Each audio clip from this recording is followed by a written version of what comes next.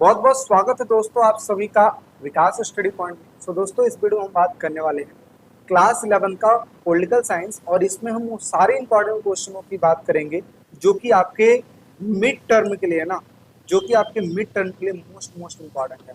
तो इसमें हम कितने कवर करने वाले हैं? लमसम 55 क्वेश्चंस को करने वाले हैं, 55 इंपॉर्टेंट क्वेश्चन को करने वाले हैं। तो चलिए जल्दी से देखते हैं कि आखिर कौन कौन से ऐसे क्वेश्चन है जो कि ज्यादा से ज्यादा इंपॉर्टेंट है। एक एक क्वेश्चन को मैं समझाते चलूंगा, चीज़ों को समझते रहेगा। इंग्लिश मीडियम हिंदी मीडियम दोनों बच्चों के लिए ज़्यादा अच्छा रहेगा, ठीक है। मतलब दोनों बच्चों के लिए ध्यान में रखकर बनाया गया है, ठीक है। चलिए पहला क्वेश्चन पढ़ते हैं। देखिए क्या लिखा है, कानून बनाने वाली जो संस्था है वो क्या है, यानी कि लॉ मेकिंग बॉडीज, ठीक है। तो क्या है, पहला ऑप्शन दिया है विधायिका, दूसरा लिखा है कार्यपालिका, तीसरा है न्यायपालिका, चौथा है नौकरशाही। इंग्लिश में विधायिका मतलब लेजिस्लेचर, एग्जीक्यूटिव, जुडिशरी, ब्यूरोक्रेसी, ठीक है। तो यहाँ पर मैं सीधे आंसर की बात करूंगा। अगर आपको आंसर देना भी है इसका तो वीडियो पॉज करके आंसर अपना देते रहिएगा। बाकी हम सीधे तौर पे हम क्वेश्चन पढ़ते जाएंगे, आंसर की बात करते जाएंगे। एमसीक्यू याद करना बहुत ही आसान होता है, लेकिन इसके लिए आपको क्या करना है, पहले पूरी वीडियोस को देख लेना है। देखने के बाद रिपीट करना है जल्दी से, मतलब समझो कि 2x पे लगा लेना और जल्दी जल्दी रिपीट कर लोगे ना तो चीजें अच्छे से समझ में आ जाएगी। एमसीक्यू याद करना बहुत ही आसान होता है, ठीक है। तो देखिए लॉ बनाने वाली जो संस्था होती है उसको हम कहते हैं विधायिका। देखिए सरकार के 3 अंग होते हैं। क्या होते हैं? सरकार के 3 अंग होते हैं। कौन कौन से? एक होता है अपना विधायिका, विधायिका जो होती है उसी को हम लेजिस्लेचर कहते हैं, एग्जीक्यूटिव जिसको हम कार्यपालिका कहते हैं, और एक होता है जुडिशरी, ठीक है, उसको हम न्यायपालिका कहते हैं। तो इसका काम होता है कानून बनाना, इसका काम होता है इसको लागू करना, इसका काम होता है इसकी समीक्षा करना, जांच पड़ताल करना, है ना। तो यहाँ पे जो कानून बनाने वाली संस्था है वो क्या है? ए हो जाएगी, यानी कि विधायिका, ठीक। चलिए अगले क्वेश्चन की तरफ चलते हैं। अगला क्वेश्चन लिखा है कि संविधान क्या है, यानी कि संविधान क्या है। अब देखिए यहाँ पे समझिएगा, व्हाट इज कॉन्स्टिट्यूशन। पहला ऑप्शन दिया है नियमों का समूह। बच्चा देखेगा तुरंत यहाँ पे राइट मार देगा, जो कि ये हो जाएगा गलत, ठीक है। तो ये ध्यान से पढ़ना है, उसके बाद समझना है। क्या लिखा है? नियमों का समूह। बिल्कुल, संविधान एक पुस्तक तो है, उसमें नियम कानून भी लिखे गए हैं, तो एक समूह भी है, ठीक है। लेकिन क्या इससे और भी बेटर आंसर है, उसको भी देख लेते हैं। अगला क्या लिखा है? आधारभूत सिद्धांतों का समूह। आधारभूत यानी कि ऐसे प्रिंसिपल जो कि फंडामेंटल राइट्स होते हैं, मतलब फंडामेंटल प्रिंसिपल्स होते हैं, ठीक है। अगला क्या लिखा है? दिशा निर्देश का समूह। और चौथा लिखा है, ये तो हो नहीं सकता है, दिशा निर्देश भी नहीं हो सकता है। ये बी वाला ऑप्शन बिल्कुल ही राइट होगा, क्योंकि constitution is a set of fundamental principle, जो कि हमारे नोट्स में भी लिखा हुआ है। तो जिन बच्चों को नोट्स चाहिए नोट्स भी मिल जाएगा। आप 7011912793 पे मैसेज करके यहाँ से नोट्स ले सकते हैं, ठीक है। चलिए आगे बढ़ते हैं अगले क्वेश्चन की तरफ। भारत के मुख्य चुनाव आयुक्त की नियुक्ति कौन करता है, यानी कि जो मुख्य चुनाव आयुक्त है, ठीक है, उसकी नियुक्ति कौन करता है। चलिए पहले समझ लीजिए, मुख्य चुनाव आयुक्त कौन होते हैं? जो कि चुनाव कराने की रिस्पॉन्सिबिलिटी लेते हैं, चुनाव आयोग के मेन होते हैं। स्टार्टिंग में जो थे सबसे पहले चुनाव आयुक्त उनका नाम था सुकुमार सेन, याद करके रखिएगा, इंपॉर्टेंट है पेपर के लिए, ठीक है। तो क्या लिखा है कि who appoints the chief election commissioner of India. कौन इलेक्ट करता है? ये करता है प्रेसिडेंट, यानी कि राष्ट्रपति करता है, ठीक है। चलिए आगे बढ़ते हैं, अगले क्वेश्चन की तरफ चलते हैं। आई होप सो आपको याद भी होता जा रहा होगा, है ना। चलिए प्रत्यक्ष लोकतंत्र से आप क्या समझते हैं? प्रत्यक्ष का मतलब होता है एक ऐसा लोकतंत्र जिसमें जिसमें जो लोग हैं वो सीधे तौर पर भाग ले, मतलब डायरेक्टली भाग ले, ठीक है। तो क्या लिखा है कि what do you understand by the direct democracy. तो देखिए पहला लिखा है कि राजशाही प्रणाली, जो कि बिल्कुल गलत है। दूसरा है लोग दिन प्रतिदिन के मामलों में भाग लेते हैं, हाँ ये सही है, ठीक है। People participate in day to day affairs, ठीक है। तो यानी कि ये बी वाला ऑप्शन क्या हो जाएगा? बिल्कुल राइट हो जाएगा, ठीक। आगे बढ़ते हैं, अगला समझते हैं भारतीय संविधान कब बना था। तो देखिए भारतीय संविधान जो बना था, ये तो आपको डेट याद ही होनी चाहिए, 26 नवंबर 1949 को, यानी कि अगर देखा जाए इस दिन बना था। और 26 जैन को क्या हुआ था? 1950 में इसको लागू कर दिया गया था, 1950 में। और इसी को हम कहते हैं रिपब्लिक डे, ठीक है। तो यहाँ पे हो जाएगा अपना बी वाला आंसर। आगे है लोकसभा या राज्यसभा विधानसभा चुनाव लड़ने की न्यूनतम आयु क्या है। अब देखिए लोकसभा अगर कोई व्यक्ति लड़ता है, लोकसभा की जो न्यूनतम जो आयु होती है वो होती है 25 साल, ठीक है। यानी कि सी ऑप्शन क्या हो जाएगा? बिल्कुल राइट हो जाएगा। चलिए बाकी आपको आंसर देना हो तो वीडियो पॉज करो, आंसर दो एंड देन आगे बढ़ो, ठीक है। इससे आपका टेस्ट भी होता रहेगा। आगे संपत्ति का अधिकार है, क्या है? देखिए पहले संपत्ति के अधिकार को ना फंडामेंटल राइट्स कहा जाता था, ठीक है, लेकिन इसको हटा दिया गया। अब ये क्या बन गया है? ये बन गया आपका कानूनी अधिकार यानी कि लीगल राइट्स, ठीक है। तो यहाँ पे आप फटाक से बी वाला ऑप्शन मत लगा दीजिएगा, यहाँ पे डी वाला ऑप्शन रहेगा, ठीक है। चलिए आगे बढ़ते हैं, अगला क्वेश्चन, राजनीतिक कार्यपालिका किसे कहते हैं? तो देखिए कार्यपालिका जो होती है, एग्जीक्यूटिव जो होती है, what is called to the political executive. Executive जो होती है वो दो टाइप्स की होती है, एक होती है पॉलिटिकल एग्जीक्यूटिव, दूसरा होता है ब्यूरोक्रेसी। तो पॉलिटिकल एग्जीक्यूटिव क्या होता है? ऐसे लोग जो कि सरकार के अंडर होते हैं, मतलब सरकार के लिए काम करते हैं, है ना, ये आते हैं इसमें, ठीक है। तो राजनीतिक में क्या होता है? सरकार का प्रमुख, ये बिल्कुल गलत हो जाएगा। केवल मंत्री, ये भी गलत हो जाएगा। सरकार का प्रमुख तथा मंत्री परिषद, ये हो जाएगा राइट, यानी कि head of government and the council of the minister, ये हो जाएगा अपना सी वाला ऑप्शन बिल्कुल राइट हो जाएगा, ठीक है। चलिए भाई आगे बढ़ते हैं, अगले क्वेश्चन की तरफ चलते हैं। अगला क्या लिखा है? अभिकथन तथा तर्क में असर्शन और रीजंस बेस्ड क्वेश्चन आ गया, ठीक है। अब यहाँ पे देखिए जो अभिकथन लिखा हुआ है, ये क्या लिखा है? भारत के संविधान को उधार का थैला कहा जाता है, बिल्कुल कहा जाता है उधार का थैला, क्योंकि बहुत सारे देशों से प्रावधान, कंटेंट्स लिए गए, प्रोविजंस लिए गए। The constitution of India is called the bag of borings, ठीक है। आगे क्या लिखा है? रीजंस क्या दिया है? भारतीय संविधान में कई प्रावधानों को अन्य देशों के संविधान से लिया गया, बिल्कुल ये भी बात सही है कि बहुत कई प्रावधानों को हमने दूसरे देशों से लिया है, ठीक है। तो यहाँ पे जो राइट आंसर देखने को मिल जाएगा, पहला ही राइट आंसर हो जाएगा। ए और आर दोनों सही है, आर ए का सही स्पष्टीकरण करता है, ठीक है, यानी कि both A and R are true and R is correct explanation of A, तो यानी कि ए ऑप्शन यहाँ पे राइट हो जाएगा। चलिए आगे बढ़ते हैं, अगले क्वेश्चन की तरफ चलते हैं। अगला क्वेश्चन लिखा है, अभिकथन और तर्क वाला ही क्वेश्चन है, ठीक है। तो देखिए असर्शन में देखिए क्या लिखा है? संविधान यह तय करता है कि अंतिम निर्णय लेने की शक्ति किसके पास होती है, बिल्कुल ये तय करता है। आगे संविधान कानून तथा नियमों का समुच्चय, ये भी बिल्कुल सही है। अब देखिए बात दोनों सही हो रही है, एक्सप्लेनेशन भी सही जा रही है, संविधान के ऊपर ही बात हो रही है, यानी कि ये ऑप्शन क्या हो जाएगा यहाँ पे? राइट हो जाएगा, ठीक है। ऐसे ही आपको मैच करना, करते रहें। चलिए नेक्स्ट बात करते हैं। कठोर संविधान से आप क्या समझते हैं? तो what do you understand by the rigid constitution? तो देखिए इसका मतलब क्या होता है? कठोर संविधान क्या होता है? कठोर संविधान एक ऐसा संविधान होता है जिसमें संशोधन करने की जो प्रक्रिया होती है हार्ड होती है, इसमें चेंजेस करना आसान नहीं होता है, इसी को कहते हैं कठोर संविधान, ठीक है।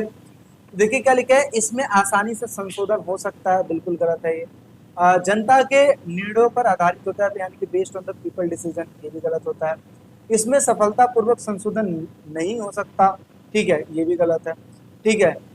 अच्छा सॉरी, हाँ, इसमें क्या लिखा है? इसमें सफलतापूर्वक संशोधन नहीं हो सकता, ये मतलब ये आई थिंक ऑप्शन ही गलत है। मे बी इसका आंसर ये होना चाहिए कि इसमें, अच्छा हाँ सॉरी सॉरी सॉरी सॉरी, हाँ ठीक लिखा हुआ है, बिल्कुल बिल्कुल, सफलता में पढ़ रहा था, ये सरलता है, ठीक है। इसमें सरलता पूर्वक संशोधन नहीं हो सकता, ये बिल्कुल सही है, ठीक है। यानी कि अमेंडमेंट्स का can not be made easily, बिल्कुल सही बात है, क्योंकि इजिली जो है इसमें अमेंडमेंट नहीं होता है, ठीक है। मुझे लगा कि ये सफलता लिखा हुआ। चलिए नेक्स्ट बात करते हैं, आगे आगे समझते हैं अगला क्वेश्चन। भारतीय संविधान में वर्तमान में कुल कितनी अनुसूचियां, यानी कि how many schedules are there in the Indian constitution at the present? तो कितनी है? 12 है, तो यहाँ पे डी ऑप्शन क्या हो जाएगा? राइट हो जाएगा, ठीक है। चलिए आगे बढ़ते हैं। मौलिक अधिकारों का प्रावधान किस देश के संविधान से लिया गया है? तो the provisions of fundamental rights Indian constitution is borrowed from the which country? कौन से कंट्री से लिया गया? तो छूटते आपको बोलना है कि ये अमेरिका से लिया गया है, कि बी वाला ऑप्शन क्या हो जाएगा? यहाँ पर राइट हो जाएगा। नेक्स्ट बढ़ते हैं, संविधान का कौन सा ऐसा प्रावधान था जो कि लगभग बिना किसी विवाद के पारित हो गया था? ये क्वेश्चन कई बार आया है ना। तो कौन सा ऐसा चीज था जो कि बिना विवाद के पारित हो गया था? तो वो था सार्वभौमिक वयस्क मताधिकार के हिसाब से वोटिंग करना, ठीक है, यानी कि यूनिवर्सल एडल्ट फ्रेंचाइज के हिसाब से जो मताधिकार मिलेगा, लोग वोट देंगे, उसी के हिसाब से सरकार चुना जाएगा, तो ये हुआ था, यानी कि डी वाला ऑप्शन क्या हो जाएगा? राइट। चलिए नेक्स्ट बढ़ते हैं। संविधान में व्यक्ति को कितने मौलिक अधिकार प्राप्त हैं? तो संविधान में अगर देखा जाए, how many fundamental rights are provides to individual in constitution? तो कितने हैं? 6 हैं, तो ये हो जाएगा 6 इसका राइट आंसर। आगे बढ़ते हैं। संविधान सभा का निर्माण हुआ, कहाँ निर्माण हुआ भाई? The constituent assembly was form by किसके द्वारा हुआ था? तो ये हुआ था 1935 में स्थापित प्रांतीय विधानसभाओं के सदस्यों ने मिलकर कॉन्स्टिट्यूएंट असेंबली को बनाया था, मेंबरों का सिलेक्शन किया था। तो यहाँ पे बी वाला ऑप्शन राइट। अब कोई कोई बच्चा ये कहेगा कि भैया कैबिनेट मिशन, कैबिनेट मिशन। देखिए कैबिनेट मिशन के जो मेंबर्स थे या जो भी थे, उन्होंने राय दी थी कॉन्स्टिट्यूशन बनाने की, ठीक है, संविधान बनाने की। उनका ये काम नहीं था कि जा जाके वो व्यक्तियों का सिलेक्शन करें। वो सिलेक्शन करने का काम कुछ नहीं किया, ये प्रांतीय विधानसभा के जो सदस्य थे उन्होंने किया, जिनका जो इलेक्शन हुआ था 1935 में हुआ था। तो उन लोगों ने आगे चल के चुना, ठीक है। चलिए आगे बढ़ते हैं अगले क्वेश्चन की तरफ। 17वां क्वेश्चन, संविधान सभा की प्रकृति है, यानी कि the nature of constituent assembly क्या है? पहला लिखा है प्रतिनिधि पूर्वक, दूसरा लिखा है कि स्वेच्छाचारी, तीसरा लिखा है अधिनायकवादी, चौथा है इसमें से कुछ नहीं। यानी कि प्रतिनिधि पूर्वक का मतलब क्या होता है? रिप्रेजेंटेटिव, ठीक है, यही राइट आंसर हो जाएगा। यानी कि the nature of constituent assembly was representative, तो यानी कि ए ऑप्शन क्या हो जाएगा? राइट।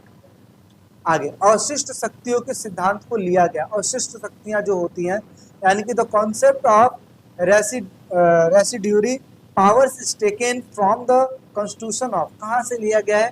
तो ये लिया गया है कनाडा से। कहाँ से लिया गया है? ये कनाडा से लिया गया है। तो यानी कि डी वाला ऑप्शन क्या हो जाएगा? बिल्कुल राइट हो जाएगा।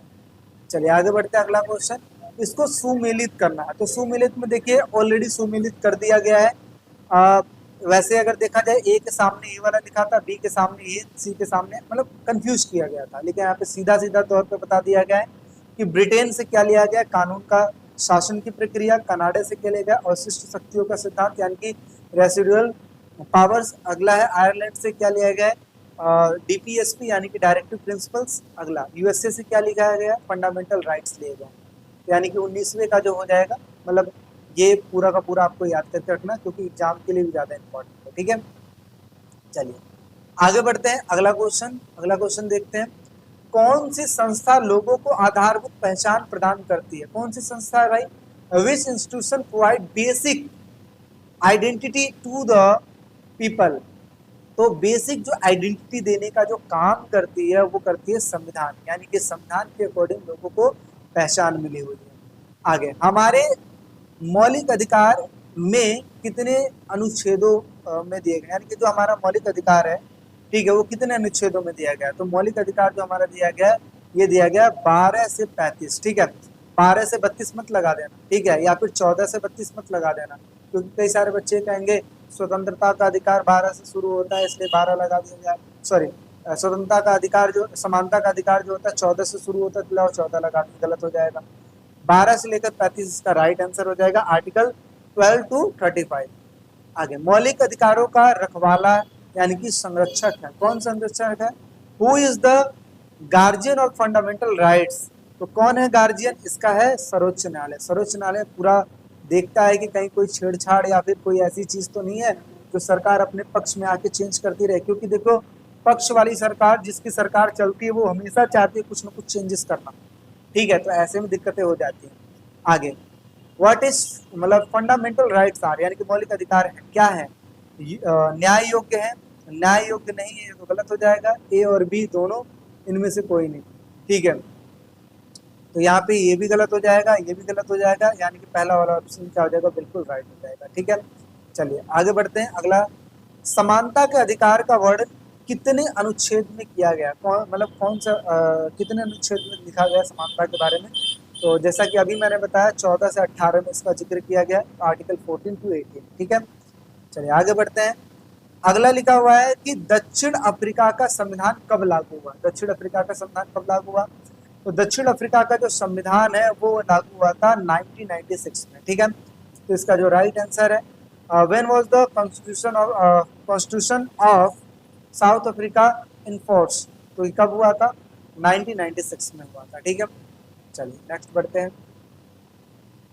अगला क्वेश्चन है कि दुनिया में संभवतः सबसे अधिक व्यापक अधिकार मिले, मतलब सबसे अच्छे, मतलब बड़े व्यापक, है ना, ये कौन से अधिकार मिले हैं, किसको मिले हैं?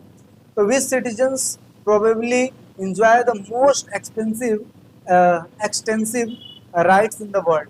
अफ्रीका के नागरिकों को मिला है, भारत के नागरिकों को मिला है, दक्षिण अफ्रीका के नागरिकों को मिला हुआ है। दक्षिणी कोरिया के नागरिकों को मिला है। तो यहाँ पे सिटीजन्स ऑफ साउथ अफ्रीका ये राइट हो जाएगा, इन्हीं को व्यापक अधिकार मिला हुआ है। 27वां है दक्षिण अफ्रीका में संवैधानिक अधिकारों को लागू करने के लिए कौन सा न्यायालय बनाया गया है ना। तो दक्षिण अफ्रीका में संवैधानिक अधिकारों को लागू करने के लिए कौन सी न्यायपालिका बनाई गई है। Which court has been established in South Africa to enforce constitutional rights. ठीक है, तो कौन सा बनाया गया है। तो दक्षिण अफ्रीका में अगर देखा जाए तो बनाया गया संवैधानिक न्यायालय बनाया गया है ना, संवैधानिक। अब जैसे अपने में सर्वोच्च न्यायालय, उच्च न्यायालय, अधीनस्थ न्यायालय होता है, लेकिन वहां पे संवैधानिक न्यायालय यानी कि कॉन्स्टिट्यूशनल कोर्ट है। ठीक है, चलिए नेक्स्ट बढ़ते हैं, अगला समझते हैं। भारत में किस चुनाव में आनुपातिक प्रतिनिधित्व प्रणाली लागू होती है। आनुपातिक प्रतिनिधित्व प्रणाली यानी कि proportional representation applied in India, यानी कि सिस्टम का कौन से चुनाव में अप्लाई होता है। ये होता है राज्यसभा के चुनाव। ठीक है, यानी कि इलेक्शन ऑफ राज्यसभा। आगे बढ़ते हैं, भारत में स्वतंत्र और निष्पक्ष चुनाव कौन सुनिश्चित करता है।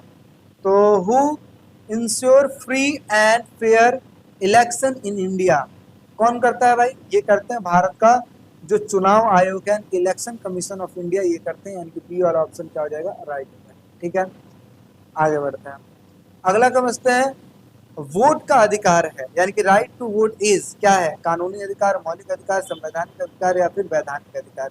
तो ये हो जाएगा संवैधानिक अधिकार, है ना, क्योंकि कॉन्स्टिट्यूशन में बात रखी हुई है कि भाई देखो वोट देने का अधिकार सबका है। अगला है, चुनाव विवादों को कहाँ चुनौती दी जा सकती है, यानी कि चुनाव में अगर कोई विवाद हो रहा है उसको कहाँ चुनौती दी जा सकती है। तो इसको चुनौती देना, देखिए सिंपल सी बात है, अगर चुनाव में कोई विवाद हो जाता है या फिर कोई ऐसी चीजें हैं तो सबसे पहले कोर्ट में मामला जाता है, क्योंकि राष्ट्रपति और इनका कोई लेना देना नहीं है। ठीक है, तो न्यायालय में जा सकता है, और न्यायालय अगर इसको चीज को अगर वो कर देती है तो यहाँ पे चुनाव आयोग, यानी कि अगर देखा जाए तो सबसे पहले यहाँ पे उच्च न्यायालय हो जाएगा, न्यायालय में जाती है चीजें। ठीक है, आगे बढ़ते हैं,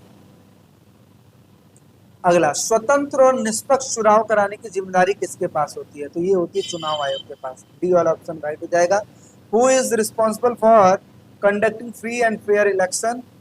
so the right answer is D, election commission. Next, जब 5 साल बाद चुनाव होते हैं तो इसे क्या कहा जाता है, इसे कहा जाता है आम चुनाव, यानी कि जनरल इलेक्शन। ठीक है, चलिए नेक्स्ट बढ़ते हैं, अगला, 18 वर्ष से अधिक आयु का प्रत्येक व्यक्ति जब मतदान करता है तो उसे कहा जाता है सार्वभौमिक वैश्य मताधिकार, यानी कि यूनिवर्सल एडल्ट फ्रेंचाइज। क्योंकि जो भी ऐसे व्यक्ति 18 वर्ष से ऊपर है वो आसानी से वोट दे सकते हैं, यानी कि बी वाला ऑप्शन क्या हो जाएगा, यहाँ पर राइट हो जाएगा। आगे बढ़ते हैं, डैश डैश डैश की स्थापना संविधान में अनुच्छेद 324(1) को की गई है। तो देखिए भाई किसकी की गई है, तो इसका जो राइट आंसर हो जाएगा वो हो जाएगा भारत का चुनाव आयोग। ठीक है, अगर देखा जाए तो जो चुनाव आयोग है इसकी स्थापना संविधान में अनुच्छेद 324(a) में की गई थी, यानी कि ये वाला राइट आंसर हो जाएगा इलेक्शन कमीशन ऑफ इंडिया। ठीक है, अगला है, भारत में प्रत्यक्ष लोकतंत्र का उदाहरण है कौन कौन, ये भी कई बार क्वेश्चन आया है। तो which of the following is an example of direct democracy in India. तो इसका राइट आंसर हो जाएगा ग्राम सभा। ठीक है, ग्राम सभा राइट आंसर हो जाएगा। आगे, निम्नलिखित में से किस देश में आनुपातिक प्रतिनिधित्व प्रणाली अपनाई गई है। तो आनुपातिक प्रतिनिधित्व प्रणाली कहाँ अपनाई गई है, इजराइल। ठीक है, ये और ऑप्शन राइट हो जाएगा, डी ऑप्शन राइट, यानी कि which of the following countries has adopted proportional representation system. Next बढ़ते हैं, लोकसभा में कितनी सीटें आरक्षित होती है, यानी कि how many seat are reserve in Lok Sabha. तो कितनी सीटें रिजर्व होती हैं लोकसभा में। तो इसका जो राइट आंसर हो जाएगा, लोकसभा में कुल कितनी सीटें रिजर्व होती हैं। ठीक है, अगर रिजर्वेशन की बात की जाए तो इसका राइट आंसर मे बी 84, इसका हो जाएगा राइट आंसर मे बी 84 होना चाहिए, इसका राइट आंसर है ना। लोकसभा में कुल कितनी सीटें आरक्षित होती है, 84 सीटें आरक्षित होती है, तो राइट आंसर इज 84। अगला, अगला लिखा है कि मतदान की आयु 21 से घटाकर 18 की गई थी, है ना। जो मतदान की जो आयु थी जो 21 से घटाकर 18 की गई थी। ये जो क्वेश्चन है ये कई बार क्वेश्चन आया है, ठीक है। तो इस क्वेश्चन को याद करके रखिएगा, ठीक है। इसका जो राइट आंसर हो जाएगा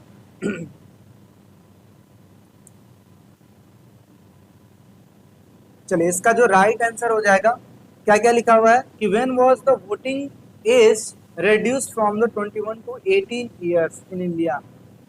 तो ये हो जाएगा इसका राइट आंसर, ये हो जाएगा 1989 को ये चीजें की गई थी, ठीक है। 98। चलिए आगे बढ़ते हैं। भारत में प्रत्यक्ष लोकतंत्र के उदाहरण है, तो जैसा कि आपको पता है प्रत्यक्ष लोकतंत्र तो मैंने आपको बता ही दिया, इसका हो जाएगा आपका ग्राम सभा, बिल्कुल राइट आंसर हो जाएगा, ठीक है। चलिए नेक्स्ट की बात करते हैं। अगला लिखा है कि हमने किस देश से PPS यानी कि first pass the post system हमने अपनाया है ना। हमने किस देश से FPPS को हमने अपनाया है, ठीक है। तो इसका जो राइट आंसर हो जाएगा first pass the post system USA से हमने अपनाया है, इंग्लैंड से अपने अपनाया है, या फिर हमने फ्रांस से अपनाया है, या फिर इसका जर्मनी आंसर हो जाएगा, ठीक है। तो अगर आप कमेंट सेक्शन में कमेंट कर सकते हो तो ज़्यादा अच्छा है, अदरवाइज अगर देखा जाए इसका आंसर हो जाएगा अपना इंग्लैंड, ठीक है, या फिर ब्रिटेन बोल दो, इंग्लैंड बोल दो, है ना, ठीक है। चलिए नेक्स्ट की बात कर लेते हैं। अगला क्या लिखा है कि अध्यक्षात्मक व्यवस्था में जो राष्ट्रपति होता है वो क्या होता है। अध्यक्षात्मक जो व्यवस्था होती है इसमें जो राष्ट्रपति होता है वो क्या होता है। In in in presidential system the president is क्या, राज्य का प्रधान होता है, हेड ऑफ स्टेट। सरकार का प्रधान होता है हेड ऑफ गवर्नमेंट। राज्य और सरकार दोनों का प्रधान होता है head of state and government both, या फिर इसमें से कोई नहीं। तो इसका जो राइट आंसर हो जाएगा ये हो जाएगा सी ऑप्शन, क्या हो जाएगा यहाँ पर राइट हो जाएगा, ठीक है। चलिए नेक्स्ट बात करते हैं। अगला है सामूहिक उत्तरदायित्व का जो सिद्धांत है ना, सामूहिक उत्तरदायित्व का जो सिद्धांत है वो क्या है। The principle of collective responsibility is based on, कहा क्या लिखा है, इसका हो जाएगा, इसका सी ऑप्शन राइट हो जाएगा, unity of the council of minister, ठीक है। ये बेसिकली राज्यसभा लोकसभा के लिए नहीं होता है, ये मंत्रिपरिषद के लिए होता है, ठीक है। आगे बात करते हैं, राष्ट्रपति को पद से हटाने की प्रक्रिया को कहा जाता है, वो कहा जाता है महाभियोग। क्या कहा जाता है, महाभियोग, यानी कि what is the process of removing the president from office called. तो इसका हो जाएगा इम्पीचमेंट, ठीक है, महाभियोग। नेक्स्ट बढ़ते हैं। अमेरिका में कौन सा शासन प्रणाली है, यानी कि अगर देखा जाए अमेरिका में कौन सी शासन प्रणाली है, which forms of government exist in USA, ठीक है। तो संसदीय है, अध्यक्षात्मक है, मिश्रित है, या फिर साम्यवादी है। तो यहाँ पे बी वाला ऑप्शन राइट हो जाएगा, अध्यक्षात्मक प्रेसिडेंशियल शासन है वहाँ पे। चलिए आगे बढ़ते हैं। यहाँ पे फिर वो अभिकथन और कारण वाले क्वेश्चन आ गए हैं। तो क्या लिखा है, संविधान के 91वें संशोधन द्वारा, ठीक है, मंत्रिपरिषद के सदस्यों की संख्या को सुनिश्चित किया गया है। यानी कि 91st amendment of the constitution fix the number of the member in the council of ministers, ठीक है। तो ये सही है, ठीक है। आगे बढ़ते हैं। मंत्रिपरिषद को कार्य स्तर के आधार पर 3 प्रकार से विभाजित किया गया, ये भी चीज सही है, दोनों सही है। बट यहाँ पे मंत्रिपरिषद की संख्या की बात हो रही है, यहाँ पे इसके काम की बात हो रही है, तो मैच नहीं कर रहे, इस वजह से यहाँ पर बी वाला ऑप्शन क्या हो जाएगा, राइट। चलिए आगे बढ़ते हैं। अगला क्वेश्चन, अध्यक्षात्मक कार्यपालिका में व्यक्तित्व पूजा का खतरा बना रहता है, यानी कि in presidential executive system there is a gender of the personally cult, ठीक है। कारण क्या दिया है, अध्यक्षात्मक प्रणाली में उत्तरदायित्व की अपेक्षा स्थायित्व पर ज्यादा ध्यान दी जाती है, उत्तरदायित्व के अपेक्षा स्थायित्व पर ज्यादा ध्यान दिया जाता है, ठीक है। तो यहाँ पर एक अध्यक्षात्मक कार्यपालिका के व्यक्तित्व की बात हो रही है, पर्सनालिटी की बात हो रही है, और दूसरे में अगर देखा जाए रिस्पॉन्सिबिलिटी की बात हो रही है, वो तो दोनों बात एक ही रही है, इस वजह से यहाँ पे ए वाला ऑप्शन राइट हो जाएगा। ठीक है। अच्छा एक चीज मैं आपको बता दूं, देखो मैक्सिमम क्वेश्चन का जो आंसर रहेगा ना, ए और बी में से एक ही रहेगा। ठीक है, इस बात को समझ के रखिए। चलिए आगे बढ़ते हैं। अंतिम रूप से पारित संविधान, भारतीय संविधान पर कुल कितने लोगों ने हस्ताक्षर किया था? 284 लोगों ने हस्ताक्षर किया था। भारत में लोक सेवकों की नियुक्ति का आधार है क्या है? On the what basis are public servant appointed in India. तो इसका जो राइट आंसर हो जाएगा, भारत में लोक सेवकों की नियुक्ति तो ये होती है मेरिट के हिसाब से, एफिशिएंसी एंड मेरिट के हिसाब से। तो यहाँ बी ऑप्शन कर देगा राइट। ठीक है, आगे। राष्ट्रपति का निर्वाचन कौन करता है? राष्ट्रपति का निर्वाचन कौन करता है? Who elect the president of India.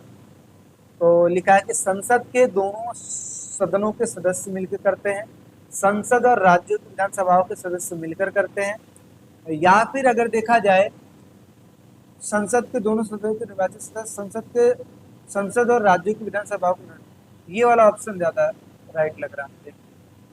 ठीक है, डी वाला ऑप्शन राइट, यानी कि elected members of parliament and the state legislative assemblies, ये वाला राइट आंसर हो जाएगा। आगे बढ़ते हैं। अगला क्या लिखा है? राज्यसभा का पदेन सभापति होता है। राज्यसभा का पदेन सभापति कौन होता है? Ex officio chairman of the Rajya Sabha is उपराष्ट्रपति, यानी कि इसका जो पदेन सभापति होता है वो होता है उपराष्ट्रपति। जो मेन बंदा होता है इसमें वो होता है उपराष्ट्रपति। ठीक है, आगे बढ़ते हैं। राष्ट्रपति का निर्वाचन प्रणाली क्या होता है? तो ये होता है आनुपातिक प्रतिनिधित्व प्रणाली, यानी कि प्रोपोर्शनल रिप्रेजेंटेशन सिस्टम। आगे, भारतीय विदेश सेवा सेनाओं के अंतर्गत आती है। किसके अंतर्गत आती है? ये आती है ऑल इंडिया सर्विस के अंतर्गत आती है, यानी कि अखिल भारतीय सेवा के अंतर्गत आती है। ठीक है, आगे है स्थायी कार्यपालिका में किसे शामिल किया जाता है? Who is included in the permanent executive. Permanent में किसको शामिल किया जाता है? ब्यूरोक्रेसी। ठीक है, नौकरशाही, ये राइट आंसर हो जाएगा। आगे बढ़ते हैं। कार्यपालिका का मुख्य कार्य क्या है? कार्यपालिका का मुख्य कार्य क्या है? What is the primary function of the executive. Primary function क्या हो जाएगा? तो इसका जो मुख्य कार्य ये है कार्यपालिका का नीति तथा कानूनों को लागू करना। बिल्कुल सी वाला ऑप्शन राइट होगा। आई होप आपको वीडियो अच्छी लगी होगी। तो इसमें हम 55 क्वेश्चनों की बात किए हैं, ये इसका हो गया पार्ट 1। ठीक है, और एक बार दो बार इसको देखेंगे तो आपको क्वेश्चन को ऑटोमेटिक याद हो जाएगा, कोई दिक्कत वाली बात। और इसी में से रिपीटेड क्वेश्चन आते हैं। अच्छा, दूसरे नंबर पे इसका पार्ट 2 आएगा। पार्ट 2 में और भी जो बचे एमसीक्यू उसको भी कवर कर दिया जाएगा। ठीक है, क्योंकि और भी क्वेश्चंस बचे हुए हैं न्यायपालिका से रिलेटेड, विधायिका से रिलेटेड, यानी कि जुडिशरी और लेजिस्लेचर से रिलेटेड, तो सेकंड पार्ट में आएगा। ये दो पार्टों को देख लीजिए। लमसम आपके 110 क्वेश्चन से लेकर 120 क्वेश्चन में आपका सारा चीज कंप्लीटेड हो जाएगा, और इसी में से आपका पैसेज भी आ जाएगा, इसी में से आपका जो नॉर्मल क्वेश्चन होता है मतलब एमसीक्यू तो ये भी शामिल हो जाएगा। ठीक है, तो बाकी वीडियो कैसी लगी जरूर बताइएगा। कोई दिक्कत डाउट परेशानी तो भी बताइएगा, किसी क्वेश्चन में कंफ्यूजन हो तो भी बताइएगा, और बाकी किसी को नोट्स लेना है तो मैं नंबर तो आपको डिस्क्रिप्शन में दे ही रहा हूँ। तो चलिए मिलते हैं नेक्स्ट वीडियो में, अभी के लिए फिर टेक केयर, बाय।